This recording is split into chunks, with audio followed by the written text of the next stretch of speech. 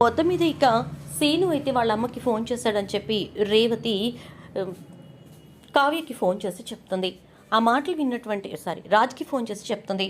రాజ్ అయితే ఇక ఆ మాటలు విని కావ్యతో అదే మాట చెప్తాడు.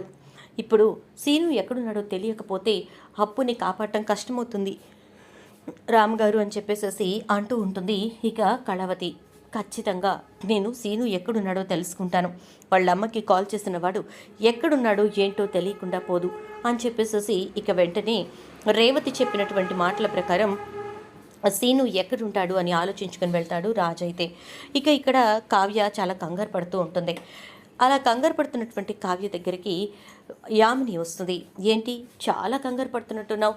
మొత్తం మీద నువ్వు అనుకుంటున్నట్టుగా సీను ఇక్కడికి వచ్చి సాక్ష్యం చెప్పి నీ చెల్లిని కాపాడతాడు అనుకుంటున్నావా?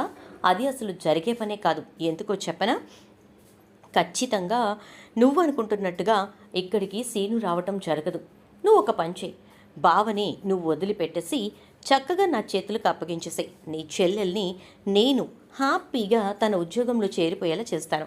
సీనుతోటి నేరం తనే చేస్తానని చెప్పి ఒప్పుకునేలా చేస్తాను అని చెప్పని అంటూ ఉంటుంది. ఇక ఆ మాటలు విన్నటువంటి కావ్య అయితే చాలా బాధపడుతుంది.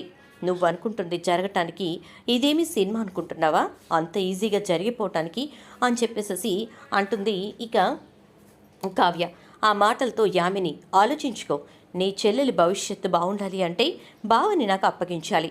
అప్పగించడానికి సిద్ధంగా ఉన్నాను అని చెప్పి ఫోన్ చేసావనుకో, కార్ వేసుకుని వచ్చి మా బావని ఎక్కించుకుని వెళ్ళిపోతాను. నీ చెల్లెల్ని నీ ఇంటి దగ్గర దింపేస్తాను అంటుంది. ఇక కావ్య ఆలోచనలో పడుతుంది.